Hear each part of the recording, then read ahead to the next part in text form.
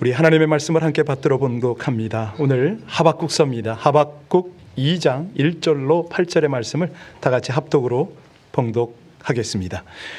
내가 내 파수하는 곳에 서며 성루에 서리라. 그가 내게 무엇이라 말씀하실는지 기다리고 바라보며 나의 질문에 대하여 어떻게 대답하실는지 보리라 하였더니 여호와께서 내게 대답하여 이르시되 너는 이 묵시를 기록하여 판에 명백히 새기되 달려가면서도 읽을 수 있게 하라. 이 묵시는 정한 때가 있나니 그 종말이 속히 이르겠고 결코 거짓되지 아니하리라. 비록 더딜지라도 기다리라. 지체되지 않고 반드시 응하리라. 보라, 그의 마음은 교만하며 그 속에서 정직하지 못하나 의인은 그의 믿음으로 말미암아 살리라. 그는 술을 즐기며 거짓되고 교만하여 가만히 있지 아니하고 스올처럼 자기의 욕심을 넓히며 또 그의 사망 같아서 족한 줄을 모르고 자기에게로 여러 나라를 모으며 여러 백성을 모으나니 그 무리가 다 속담으로 그를 평론하며 조롱하는 시로 그를 풍자하지 않겠느냐. 곧 이르기를 화 있을진저 자기 소유 아닌 것을 모으는 자여 언제까지 이르겠느냐. 볼모 잡은 것으로 무겁게 짐진 자여 너를 억누를 자들이 갑자기 일어나지 않겠느냐. 너를 괴롭힐 자들이 깨어나지 않겠느냐. 내가 그들에게 노략을 당하지 않겠느냐. 네가 여러 나라를 노력하였으므로 그 모든 민족의 남은 자가 너를 노략하리니 이는 내가 사람의 피를 흘렸으며 또 땅과 성읍과 그 안의 모든 주민에게 강포를 행하였음이니라. 아멘. 하나님의 말씀입니다. 우리 아기 예수님이 이 땅에 탄생하시는 절기를 사모하고 기다리는 그런 때거든요. 대강절 혹은 대림절 이렇게도 말을 합니다. 메시아 예수님이, 우리의 구원자 예수님이 오심을 우리 모두가 사모하잖아요. 이 소식이 너무 기쁘고 감사해서 열방까지 전하는 그런 어떤 다짐과 또 세상으로, 하늘에서 세상으로 오신 우리 주님을 맞이할 때에 그냥 맞이하는 게 아니라 하나님께서 왜 이 일을 알게 하시지? 우리 하나님이 나를 향하신 뜻은 무엇인가? 이것을 성찰하고 또 깨달은 대로 실천하는 이런 절기가 될 것입니다. 오늘 하박국을 지금 우리가 다루고 있는데요. 하박국.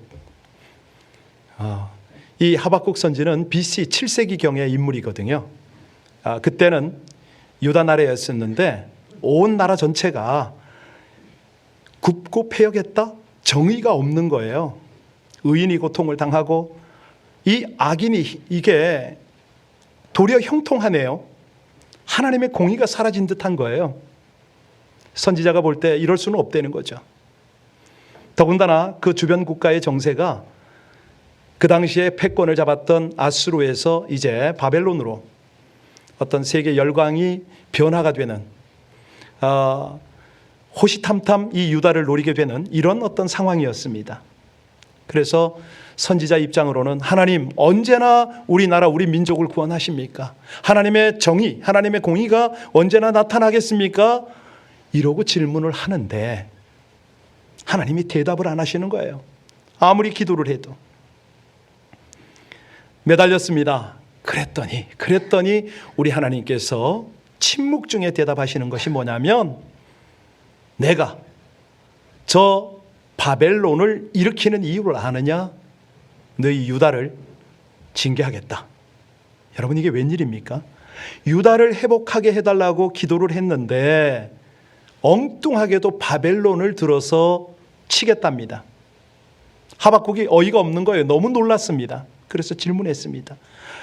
하나님은 공의로운 하나님 아닙니까? 어찌하여서 유다보다 더 악한 바벨론을 들어서 당신 백성들을 징별하려고 합니까? 아니 어쩌자고 저 갱의 나라, 깡패 같은 나라의 군사들로 자기 자식들을 징계하는 법이 어디 있습니까? 이건 아니지요. 제가 하나님의 말씀을 잘못 듣지 않았습니까? 라고 질문하는 것이 1장의 내용이었어요. 자, 2장에 들어와서 이 하박국이 다시 하나님을 향하여 질문하고 대답을 기다립니다. 그런데 이 하박국의 이름을 뜻을 혹시 아세요, 여러분? 하박국. 이 성경에 나오는 인명은 굉장히 중요합니다. 이름 속에 하나님의 메시지가 들어있잖아요. 하박국 그의 이름의 뜻은 어떤 문제를 품고 씨름하는 자, 이런 뜻입니다. 그러니까 하나님의 존전 앞에 나가서 하나님을 바라보고 하나님께 질문하고 민족의 아픔을 끌어안고 나가서 하나님이 응답하시고 회복하실 때까지 씨름을 하는 거예요. 근데 사실 하박국뿐만 아니라 성경의 인물들, 모세라든가 예레미야라든가 우리가 바로 전주까지 살폈던 욥이라든가 이런 인물들의 특징이 뭡니까? 하나님 앞에 나가는 거잖아요. 오직 믿음으로 살아갑니다. 하나님 없이는 안 된다고. 그때 우리 하나님이 어떻게 대처하세요? 응답을 하세요. 목적이 뭡니까? 더 큰 은혜를 경험하도록, 신앙이 성숙하도록 하나님의 은혜의 수단으로 이 모든 것들을 주장하시는 거죠. 우리가 전주까지 추수감사절을 지내면서 많은 은혜를 나눴습니다. 그 전주에는 다니엘 기도회를 통해서 하나님이 역사하시는 모든 증거들을 함께 경험을 했습니다. 자, 그렇다면 이제 문제는 우리잖아요. 나인데 여러분에게 질문을 좀 하고 오늘 본문으로 들어갈까 합니다. 여러분들은 하나님의 음성을 구하십니까? 그렇다면 들으십니까? 나하고는 전혀 상관없습니까? 그저 예배 드리면 다 끝입니까? 하나님 살아계신 거 맞습니까? 하나님 말씀하시는 거 맞습니까? 그러면 여러분은 그 음성을 구하십니까? 들으셨습니까? 분별하십니까? 아주 중요한 메시지입니다. 우리의 신앙이 형식으로 가서는 안 되죠. 남들이 믿으니까, 아니 혹시라도 내가 이렇게 살다가는 하나님께 벌 받을 것 같으니까 예배 자리에 나오는 건 잘못된 거죠. 그래서 오늘 본문을 유념해서 보셔야 됩니다. 그리고 함께 이 말씀이 내 삶에 그대로 녹아야 되는데요. 자, 오늘 하나님은 하박국을 통해서 우리에게 어떤 도전을 하시는가? 1절로 들어갑니다. 본문 1절 같이 다시 한번, 이거 한 두세 번 봉독할 겁니다. 같이 읽겠습니다. 내가 내 파수하는 곳에 서며 성루에 서리라. 그가 내게 무엇이라 말씀하실는지 기다리고 바라보며 나의 질문에 대하여 어떻게 대답하실는지 보리라 하였더니. 지금 뭐 하고 있는 거죠? 집중하고 있습니다. 왜요? 하나님의 음성을 듣겠다는 거 아닙니까? 누구를 집중했습니까? 그렇습니다. 그런데 오늘날 저와 여러분, 우리 성도들은요, 문제가 생기면 어디에 집중합니까? 자신에게 집중하죠. 문제에 집중하죠. 하나님께 집중하기보다는 이 사람에게 물어보고 저거 찾아다니고 막 그렇게 헤매지 않습니까? 그런데 하나님은 하박국을 통해서 우리에게 어떻게 하라고요? 당신에게 집중하라는 거 아니에요. 사람에게 묻지 말고 네 자신이 해결하려고 하지 말고 하나님께 물어보라는 거 아니에요. 그런데 이 하박국이 서 있는 장소가 어디죠? 성루입니다. 성루. 네. 자, 굉장히 중요한 건데요. 성루에 왜 섭니까? 파수하려고. 파수꾼의 역할이 뭐죠? 적의 침입과 동향을 살피지 않습니까? 이 성벽은 예루살렘 성벽을 의미하거든요. 다시 말하면 아군의 생명과 승리를 지키는 역할이 파수꾼입니다. 정신 바짝 차려야죠. 졸음 몰아내야죠. 경계심을 가져야죠. 아주 민감하게 살펴야죠. 이게 무슨 뜻입니까? 지금 전쟁이 일어났다는 거예요? 아닙니다. 왜 성루에 섰습니까? 왜 하박국이 지금 집중합니까? 하박국이 살피는 게 뭐죠? 하나님이 움직인 거예요. 적의 움직임이 아니고요. 하나님께서 지금 이 상황, 이 역사, 내 삶을 어떻게 주장하시는지를 하나님의 마음으로 살펴보려고 애를 쓰는 겁니다. 아니, 그 음성을 듣고 싶어 하는 거예요. 다시 한번 읽어보세요. 1절 다시 읽습니다. 내가 내 파수하는 곳에 서며 성루에 서리라.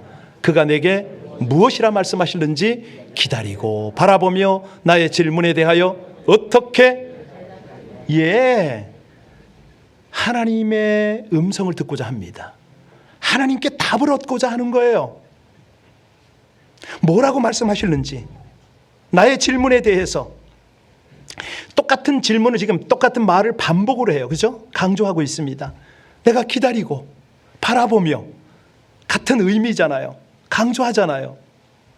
여러분, 이게 왜 이런 메시지가 오죠?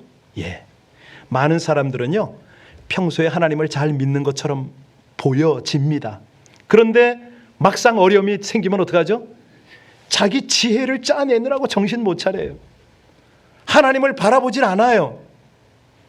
자기 문제에 갇혀서 골몰하다가 주변을 살피질 않아요. 하나님은 상황을 통해서, 사람을 통해서 모든 환경들을 주장하시면서 당신의 운행함을 우리에게 보여주는데 우린 거기 관심 없어요. 너무 자기 문제, 자기 자신에게 집중한 나머지 주변 상황을 돌아볼 겨를이 없습니다. 하나님이 보낸 사람의 말을 들으려고도 하지 않아요. 왜요? 스스로 무덤을 파내요. 어떤 무덤이요? 영적인 무덤이죠. 그냥 자기 혼자 갇혀요. 스스로 자기를 가두어요. 그러니까 오늘 본문을 통해서 우리가 놓치면 안 되는 게 뭐냐면 하나님의 역사를 살펴라. 집중해라. 하나님께 직접 질문을 해라. 하나님의 음성을 구하라.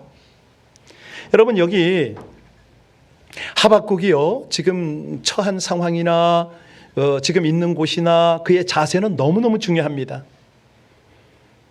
제가 미션 능력 기도 세미나를 할 때 여러 목사님들한테 세미나를 하거든요. 그때 하나님 음성 듣기를 훈련을 해요. 이건 이제 여러분들 가운데도 훈련받은 분이 계신데, 하나님 음성 듣기를 할 때 제일 중요한 것이 뭐냐면 조용한 곳을 찾는 곳입니다. 영적인 귀를 여는 거예요. 우리 예수님이 이걸 어떻게 가르쳤는지 아시죠? 마태복음 6장 6절에 보면요, 너는 기도할 때 어느 방으로 들어가서 해라? 골방에 들어가는데 문을 어떻게 하라? 닫아라. 은밀한 중에 계신 내 아버지께 기도하라. 은밀한 중에 보시는 내 아버지께서 갚으시리라, 응답하시리라, 이 말씀이거든요. 골방에 왜 들어가요? 방해 안 받으려고, 1대1로 하나님을 만나려고, 주위의 이 모든 방해들을 차단하려고. 그러니까 여러분들이 하나님의 음성을 듣고 싶다? 나만의 조용한 곳부터 찾으셔야 됩니다. 우리 예수님은 새벽 미명에 산에 오르셨어요. 한적한 곳에 가셨어요. 그럼 우리 집에는 한적한 곳이 없다고요? 왜 없습니까? 옷장 속에 있잖아요. 옷장 없다고요? 베란다 있잖아요. 베란다 없다고요? 부엌이 있잖아요. 부엌도 없다고요? 화장실은 있겠죠? 거기에요, 거기. 나만이 있는 곳. 1대1로 만나는 거예요. 그리고 조용히 주님을 집중하고 주님께 여쭤보는 거예요. 그래도 안 들린다고요? 안 들리는 이유가 있죠. 왜 안 들리는지 아세요? 내가 하나님의 음성에 순종할 준비가 안 돼 있어서 그래요. 하나님께서 어떤 말씀을 하셔도 아멘입니다, 저 순종하겠습니다, 이렇게 나갈 때에 하나님의 음성이 들려지기 시작해요. 아니, 뜻을 발견하게 돼요. 요한복음 14장 21절에 주님 말씀하십니다. 나의 계명을 지키고 지키는 자라야 나를 사랑하는 자니, 나를 사랑하는 자는 내 아버지께 사랑을 받을 것이요 나도 그를 사랑하여 그에게 나를 나타내리라, 이렇게 말씀하십니다. 순종의 자세, 사랑의 자세가 있으면 그때 주님께서 자기를 나타내세요. 그러니까 뜻을 알려주어도 자기 마음대로 하겠다, 이럴 때는 어떻게 돼요? 하나님께서 알려주실 필요가 없는 거죠. 왜? 망하니까. 하나님의 영광 가리니까. 절대로 음성 안 들려주시죠. 안 보여주시죠. 우리가요, 주의를 집중하고 하나님께서 말씀하시면 제가 순종할게요, 이 자세가 되면 왜 하나님의 말씀을 안 하십니까? 자, 1절 다시 보세요. 그가 내게 무엇이라 말씀하실는지 기다리고 바라보며 나의 질문에 어떻게 대답하실는지 보리라 그랬잖아요. 여기 내게 이 단어는요, 히브리어에서 뜻이 뭐냐면 내 안에서 인미입니다. 그러니까 우리말 성경에는 내게라고 번역이 됐지만 사실은 그가 내 안에서 어떻게 말씀하시는지 듣겠다, 이 말이거든요. 여러분 잘 들으셔야 돼요. 오늘 굉장한 꿀팁을 드리는 겁니다. 말씀은요, 우리가 기다리고 있으면 하나님께서 우리 귀에 들리도록 들려준다, 이 말이 아니에요. 잘 들으셔야 돼요. 물론 천둥, 우레와 같은 소리로 영혼을 흔드는 말씀을 하실 때가 있어요. 저도 그걸 몇 차례 들었습니다. 근데 이건 아주 극소수고, 진짜로 우리에게 말씀하실 때는 어떻게 말씀하시냐면, 따라서 하세요. 성령께서 나의 영혼에게 말씀하신다. 성령께서 우리 영혼에 말씀하실 때는요, 귀로 듣지 않아도 영혼에게 새겨집니다. 그 말이에요, 그 말. 예, 이것이 바로 내 안의 성령께서 내 영에게 말씀하신다, 이 의미거든요. 들리는 것 같기도 하고 보이는 것 같기도 하고, 그런데 이게 확실치는 않아. 그렇게 나오는 거예요. 그렇게. 이제 나중에 여러분들이 훈련을 받을 때는 이것을 검증하는 방법을 배우셔야 됩니다. 내 생각 혹은 사단 이런 것들 검증하는 방법이 있으니까 그건 나중에 알려드리도록 하고, 오늘은 중요한 것이 뭐냐면, 내가 안고 있는 문제에 대해서 어떻게 하나님의 음성을 듣느냐 이거거든요. 지금 상황에 대해서 어떻게 하나님의 가이드를 받느냐 이거 아닙니까?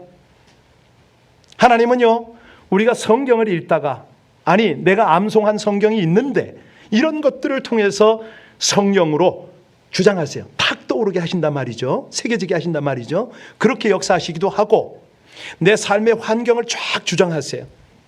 그리고 내가 깨달을 수밖에 없도록 그렇게 몰아가세요. 그렇게도 하고요. 심지어 성경도 안 보고 환경도 둔하다, 꿈으로 주시기도 하죠. 예, 꿈으로. 아주 색깔도 분명한 것이 이게 뭐야 뭐 이렇게 주기도 해요. 물론 이제 이런 것도 헷갈릴 때는 물으러 오시길 바랍니다. 자, 이제 내 삶에서 일어나는 하나님의 섭리와 의미를 깨닫도록 하나님이 말씀을 하신다고 그랬잖아요. 2절을 보시면 왜 그러시느냐? 이 과정이 필요해서 그래요. 그거를 잊지 말아라, 명심해라, 이 말씀이거든요. 자, 2절 같이 봉독합니다.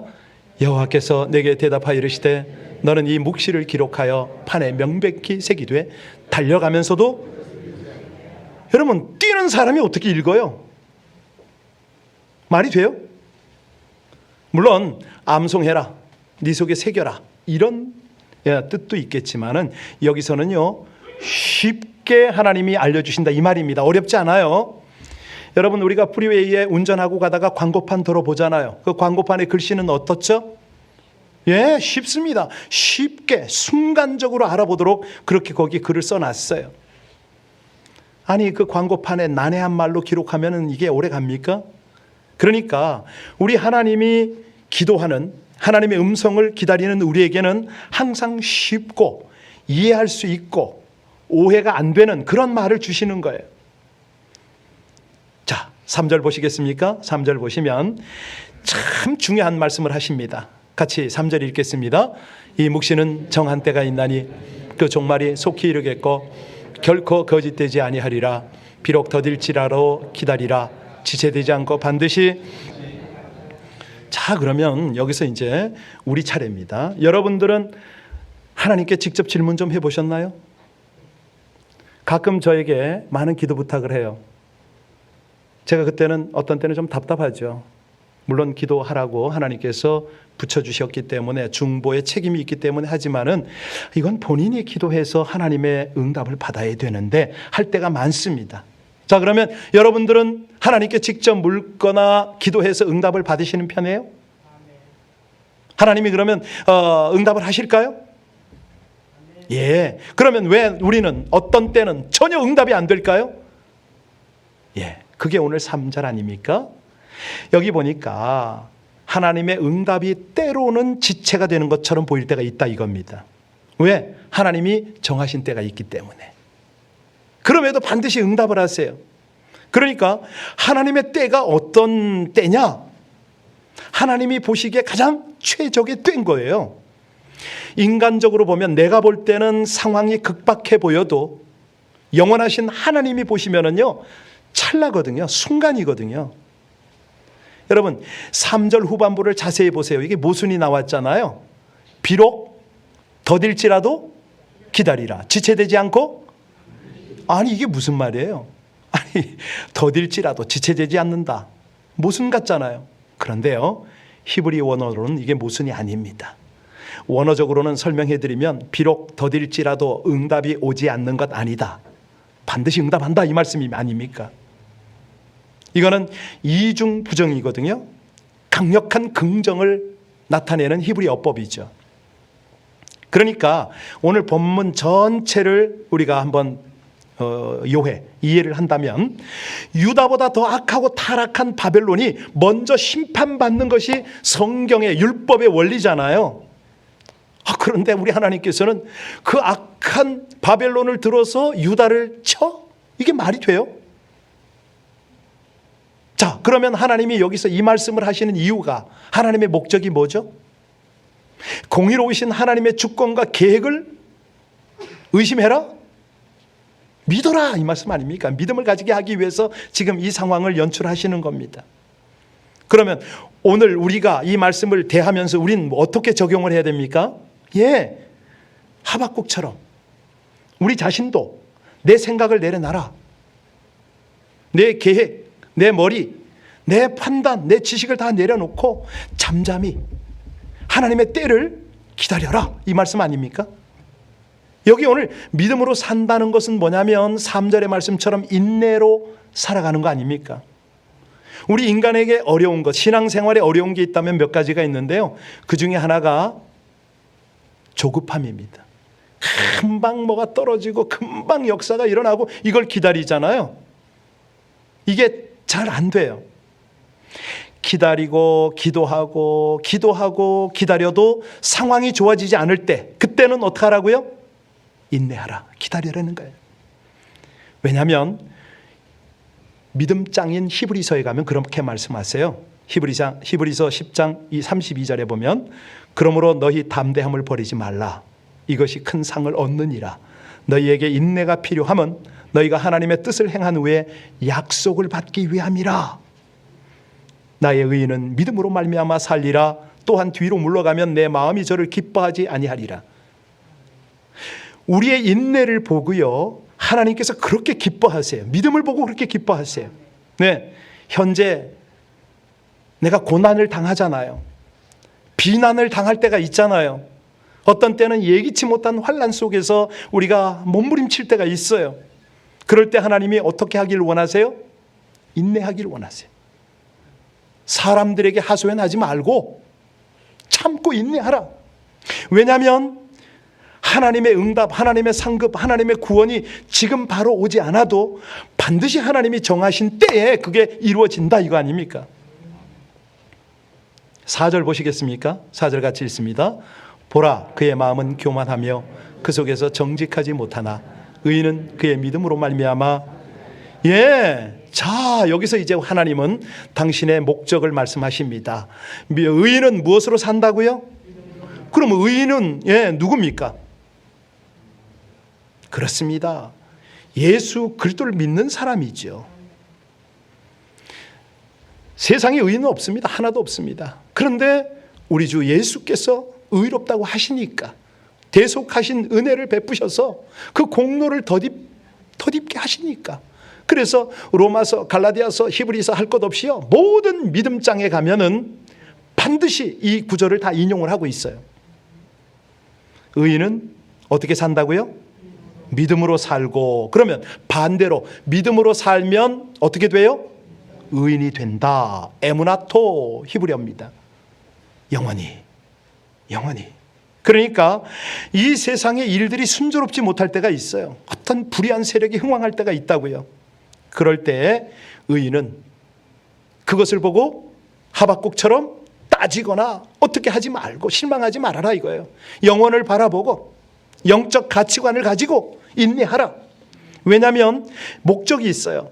베드로전서 1장 7절에 보면 연단한 믿음을 가리켜서 뭐라고 그러냐면 불로 연단한 금보다 더 귀하다 이거예요. 이거 하나님께서요, 여러분들을 정금보다 귀하게 만들어 가시는 거예요. 인내를 통해서 잘 참으라는 거예요. 개인과 교회 공동체가요, 어려운 고비가 있을 때마다 우리 하나님은 우리에게 인내를 요구하세요. 참아라. 말로 은혜 쏟지 말고, 말로 함부로 정죄하거나 판단하지 말고 기다려라. 더딜지라도 응답할 때까지 기다리면 너는 황금보다 생명보다 귀한 믿음으로 단련이 되어질 것이다. 이 말씀이거든요. 그러면 결국이 뭐냐면 하나님의 영광을 사모하게 되는 거예요. 영광을 인정하는 거예요. 거기 동참하는 거예요. 그것이 내일 보게 될 하박국서 2장 14절 그 유명한 구절이거든요. 대저 물이 바다를 덮음 같이 여호와의 영광을 인정하는 것이 세상에 가득하리라. 여러분, 여호와의 영광이 뭐죠? 뭐가 영광입니까? 하나님의 지혜 아닙니까? 하나님의 능력 아닙니까? 하나님의 자비, 하나님의 은혜, 하나님의 사랑이 아닙니까? 이게 나타날 때 하나님의 영광이다 이렇게 말하거든요. 이제 잠시 후면 이 강대한 나라 바벨론이, 아니 사단의 왕국이 산산조각이 날 겁니다. 그때는 이 하나님의 영광이 온전히 드러나는 거죠. 사람들이 하나님을 알아보죠. 하나님을 아는 지식이 온 땅을 덮게 된다 이 말씀 아닙니까? 인간적인 눈으로 볼 때는 이게 될까? 인간적인 생각으로는 언제? 이런 생각이 들어요. 그런데 우리 하나님은 반드시 이 일을 이루시거든요. 5절부터 마지막 8절까지를 보시면 이들이 많은 것을, 바벨론이요, 많은 걸 가지고 막 영토를 넓혀가며 군사 백성을 막 모읍니다. 그런데 이런 것들이 결국은 어떻게 되느냐? 그들 어깨의 짐이 된다 이렇게 말씀을 하세요. 왜? 악인이 망하는 것은 하나님의 심판 때문에 망하기도 하지만은 자신 스스로가 파멸로 가요. 이 탐욕이라는 것은 자꾸 짊어지잖아요. 집에 갖다 뭘 자꾸 쌓아놓잖아요. 안 나눠주고 자꾸 쌓으면 어떻게 됩니까? 자기 쓰레기 더미에 자기가 갇혀버리잖아요. 그러면서도 아직 돈과 권력이 부족하다고 착각을 해요. 여러분, 하나님은요, 인간이 생각지 못하고 인간의 힘이 미치지 못하는 그런 영역에서 통치하고 심판하고 계십니다. 이 바벨론이요, 유다를 공격하고 유다 안에 있는 성전을 파괴할 수 있을지 모르지만 하나님의 사람, 하나님의 나라, 하나님의 성전은 파괴할 수가 없는 거죠. 그래서요, 자, 여기서 우리가 아무리 사납고 잔인한 그런 악한 세력이 침입해와도 우린 두려울 것이 없다는 거예요. 중요한 것을 제가 하나 나누겠습니다. 그러면 악인과 의인을 우리는 어떻게 구별할까? 바벨론 다 악인인가? 여러분, 중요한 거는요, 악인보다 조금 더 온전하다고 의인 아닌 거 아시죠? 왜냐하면 하나님의 기준으로 볼 때는요, 상대적으로 차이가 없습니다. 왜 그러냐면 모든 사람은 죄를 범하였음에 한 명도 예외 없이 죄인이니까. 그래서 우리가 하나님의 의로움, 하나님의 은혜를 입기 위해서는 어떻게 하느냐? 믿음으로 사는 것밖에 없습니다. 이 믿음이야말로 하나님을 기쁘시게 하잖아요. 믿음이야말로 하나님의 역사가 동반되는 위대한 힘이거든요. 여러분, 누구에게나, 모든 사람에게는 믿음이 다 주어진 거 아시죠? 그런데 믿음의 정도가 다르고요, 내용이 달라요. 어떤 사람은 큰 믿음이 있고 어떤 사람은 아주 작은 믿음이 있어요.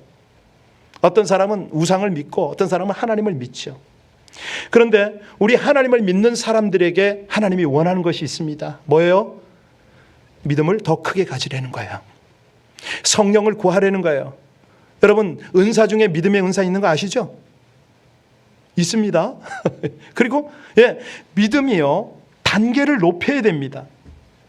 그러니까 어떤 형편이든지 자족하고, 하나님이면 답니다. 하나님만으로 만족합니다. 이런 믿음. 그럴 때요, 놀라운 기적이 임할 수밖에 없어요. 히브리서 11장이 그러잖아요. 믿음으로 에녹은 죽음을 보지 않고 옮겨졌으니 하나님이 그를 옮기심으로 다시 보이지 아니하였느니라.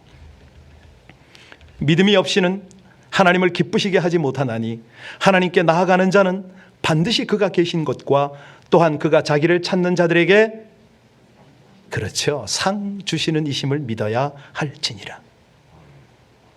철학자 마리우스 블롱델이 그런 말을 했어요. 어떤 사람이 그 사람이 믿는 바가 뭔지 알고 싶으면 그의 말에 귀를 기울이지 말고 그의 행동을 눈여겨보라, 이렇게 말했습니다. 그 사람의 믿음은 어떻게 나타난다고요? 말이 아니라? 예, 그렇죠. 그래서 우리 주님께서 누가복음 18장 8절에 보면 그렇게 말씀하세요. 인자가 올 때에 세상에서 믿음을 보겠느냐, 이렇게 말씀을 했어요. 믿음 있는 사람 보기가 힘든 시대입니다. 그런데 우리는 하나님의 기적을 원하는데 믿음은 드리질 않네요. 그래서 하나님이 우리에게 설득하십니다. 믿음으로 사는 자가 의인이야. 믿음은 행위가 일치된단다. 믿음으로 행할 때 나를 만나고 나와 교제하고 나의 복을, 나의 기적을 누릴 수가 있단다, 이렇게 말씀을 하시는 거예요. 다니엘 기도회에 수많은 간증자들, 성경과 역사의 수많은 인물들이 다 믿음으로 살아간 증인들 아닙니까? 그런데요, 지금 문제는 뭐냐면 우리의 믿음이 점점 약해진다는 겁니다. 말로만 신앙생활을 한다는 겁니다. 교회가 제 역할을 못한다는 거예요. 그래서 하나님은 오늘도 말씀하십니다. 믿음으로 살면 안 되겠니? 성도와 교회의 가슴을 각성시키고요, 지금 우리의 어떤 인생, 우리의 신앙생활의 터닝 포인트를 만들어 주시려고 하나님이 오늘 뭐라고 말씀하셨어요? 나의 의인은 오직 믿음으로 산단다, 이 말씀을 하시는 거예요. 저는 이 말씀을 묵상하면서 그렇게 들리더라고요. 종아, 내 백성을 유념해서 보느냐? 진짜 내 백성은 믿음으로 살아가는 백성들이야, 이 말씀을 하신 것 같았어요. 너도 오직 믿음으로 살 수 없겠니?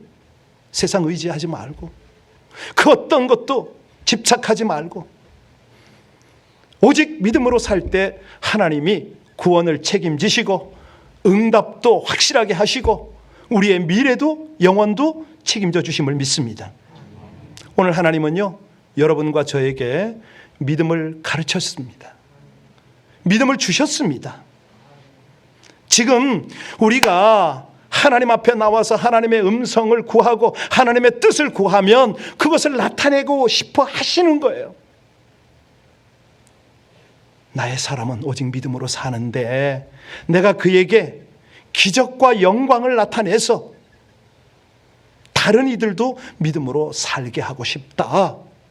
너를 통하여, 너의 가문을 통하여, 너희 교회를 통해 구원과 축복의 샘이 흐르게 하고 싶다. 아무개야, 너는 오직 어떻게 살아라? 하나님이 그 말씀을 하고 싶은 거 아닙니까? 그냥 믿음 말고요, 100% 순종하겠다는 믿음입니다. 삶으로 하나님께 보여드리는 그런 믿음입니다. 여러분, 한번 그렇게 여러분들이 지금 현재 주어진 상황, 건강이 어려울 수도 있고요, 물질이 힘들 수도 있고요, 관계가, 이 아픈 관계가 있을 수도 있잖아요. 모든 상황 속에서 이제 하박국 같은 자세를 좀 가졌으면 좋겠습니다. 여러분, 한번 손을 모아 주시겠습니까? 스스로에게 한번 말씀하십시오. 대준아, 너는 오직 믿음으로 살아라. 여러분 이름을 한번 되뇌이면서 아무개야, 너는 믿음으로 살아라, 한번 해보세요.